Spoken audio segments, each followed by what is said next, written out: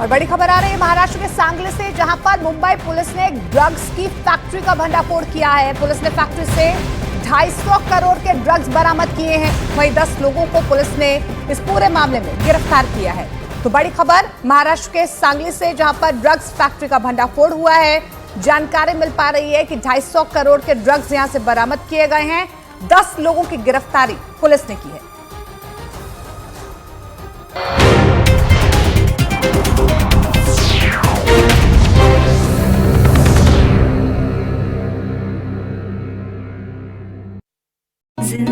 पहचान बनाई, या यूं कहें कि आजम खान रामपुर में नवाब खानदान का विकल्प बन गए और धीरे धीरे रामपुर में नवाब खानदान की सियासत का अंत हो गया, क्योंकि आजम खान रामपुर के आम लोगों की आवाज बन गए थे।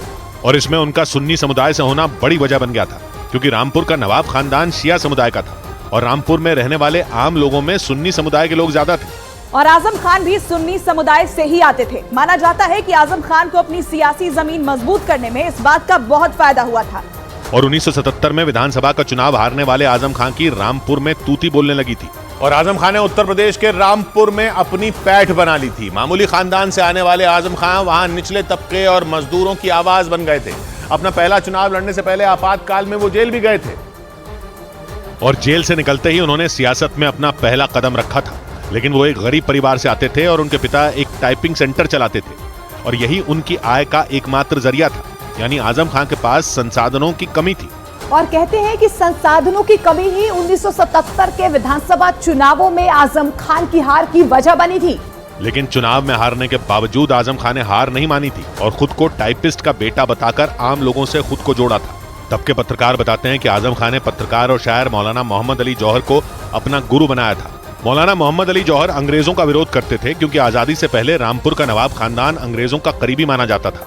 रामपुर के नवाब यूसुफ अली ने तो 1857 की क्रांति में अंग्रेजों का साथ भी दिया था, लेकिन उनकी बाद की पीढ़ी ने अपना रुख बदल लिया था। आजादी के बाद तो नवाब खानदान के लोग सियासत में आ गए थे, लेकिन जब तब के मीडिया रिपोर्ट के मुताबिक मौलाना मोहम्मद अली जौहर को रामपुर के नवाब खानदान ने प्रताड़ित भी किया था और इसीलिए वो खुलकर उनके खिलाफ बोलते थे।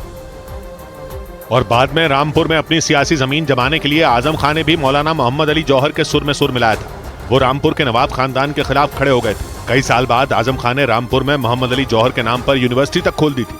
यानी आजम खान ने नवाब खानदान से लोहा लेने के लिए मोहम्मद अली जौहर का सहारा लिया था, या यूं कहें कि उन्हें अपनी सीढ़ी बनाया था।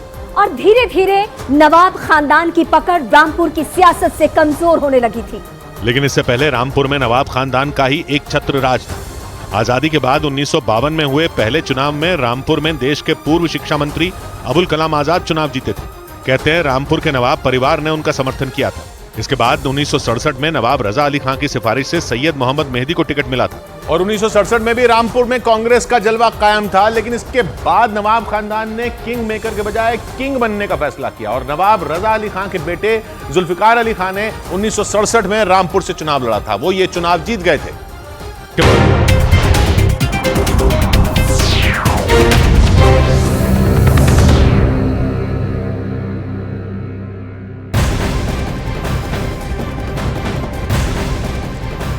और बड़ी खबर आ रही है, चंडीगढ़ में एक्साइज कमिश्नर वरुण रूजम के आवास पर ईडी की छापेमारी हुई है। रेड के दौरान वरुण रूजम के आवास की खिड़की के नीचे बहुत सारे कागज फटे हुए मिले हैं, जो अमरूद के बाग के घोटाले से जुड़े हुए बताए जा रहे हैं। तो ये तस्वीरें आप देख पा रहे हैं, खिड़की से ये कागज फाड़कर फेंके गए हैं। ये दावा किया जा रहा है कल सुबह 7 बजे से रूजम के घर पर जो है ईडी की छापेमारी चल रही है। अब जानकारी मिल पा रही है, कुछ कागजात जो है इस घोटाले से जुड़े हुए सामने आए हैं, जो खिड़की के बाद फेंके गए हैं। ये तस्वीरें आप देख पा रहे हैं और फिलहाल ईडी ने फेंके गए तमाम जो कागजात हैं वो जब्त कर लिए हैं। तो पंजाब के एक्साइज कमिश्नर जो रहे हैं, उनके घर पर ईडी की तरफ से ये ताबड़तोड़ छापेमारी कल से चल रही है। चंडीगढ़ में ये छापेमारी की गई है और जानकारी मिल पा रही है कुछ दस्तावेज जो है वो ईडी की तरफ से बरामद किए गए। दावा यही किया जा रहा है कि खिड़की से नीचे कुछ दस्तावेज, कुछ ऐसे कागजात फेंके गए, जो ये बड़ा दावा किया जा रहा है कि घोटाले से जुड़े हो सकते हैं।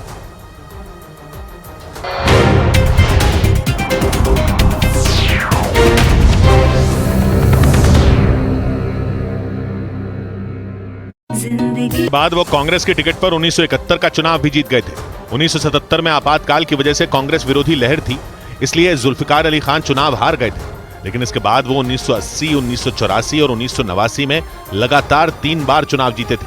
नवाब खानदान के जुल्फिकार अली सेना में मेजर थे और उन्हें मिकी मियां भी कहा जाता था। उनकी मौत के बाद 1996 और 1999 में उनकी पत्नी बेगम नूर बानो भी रामपुर से सांसद चुनी गई थी और मिकी मियां के बेटे भी रामपुर से ही विधायक हैं। यानी आजादी के 2 साल बाद भारत का हिस्सा बनने वाले रामपुर की सियासत में पीढ़ी दर पीढ़ी नवाब खानदान का दबदबा रहा। रामपुर की रियासत 1949 में भारत का हिस्सा इसलिए बनी क्योंकि तब के रामपुर के नवाब रजा अली खां और उनके बेटे मुर्तजा अली खां में अनबन हो गई थी। इसका फायदा रामपुर के मुख्यमंत्री बशीर हुसैन जैदी ने उठाया था और 1947 से 1949 के बीच रामपुर में खूब बवाल हुआ था। लेकिन देश के पहले गृह मंत्री सरदार वल्लभ भाई पटेल की कोशिशों के बाद रामपुर रियासत का भारत में विलय हो गया था और 1 दिसंबर 1949 को रामपुर को उत्तर प्रदेश का जिला घोषित कर दिया गया था। लेकिन भारत में विलय से पहले रामपुर 15 तोपों की सलामी वाली रियासत थी। तोपों की सलामी वाली ये प्रथा अंग्रेजों ने शुरू की थी और इससे पता चलता था कि किस रियासत का कद कितना बड़ा है और जिसका कद सबसे बड़ा होता था उसे 21 तोपों की सलामी दी जाती थी और जिन रियासतों का कद कम होता था उन्हें कम तोपों की सलामी दी जाती थी। जैसे जोधपुर की रियासत के महाराज को 17 तोपों की सलामी दी जाती थी और रामपुर की रियासत के नवाब को 15 तोपों की सलामी दी जाती थी। यानी अंग्रेजों के समय में रामपुर की रियासत का कद बहुत ऊंचा नहीं था और ये 1774 में अवध के साथ हुई एक संधि के बाद अस्तित्व में आई थी। या यूं कहें कि रामपुर की रियासत अवध से अलग होकर बनी थी। नवाबों के शासन से पहले रामपुर में कटेहर राजपूतों का शासन था और राजा राम सिंह वहां के राजा थे। उन्हीं के नाम पर रियासत का नाम रामपुर रखा गया था। लेकिन नवाब का शासन आने के बाद नवाब फैजुल्ला खां को रामपुर का नाम पसंद नहीं आया और उन्होंने रामपुर का नाम फैजाबाद रख दिया था। लेकिन बाद में नवाब फैजुल्ला खां को पता चला कि फैजाबाद नाम का शहर भारत में है। इसके बाद रामपुर का नाम मुस्तफाबाद कर दिया गया था। लेकिन बाद में पता चला कि मुस्तफाबाद नाम से भी भारत में एक और शहर है, तो उन्होंने एक बार रियासत का नाम फिर से बदल दिया था और एक बार फिर रियासत का नाम रामपुर रख दिया गया था।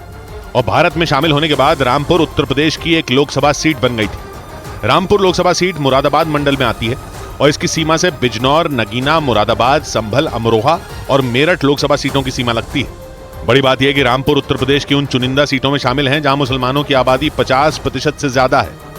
यानी रामपुर में जीत और हार की चाबी मुस्लिम समुदाय के लोगों के पास है। इसका सबूत है वहां हुए 18 लोकसभा चुनाव के नतीजे। इन चुनावों में 11 बार मुस्लिम प्रत्याशी ही जीते।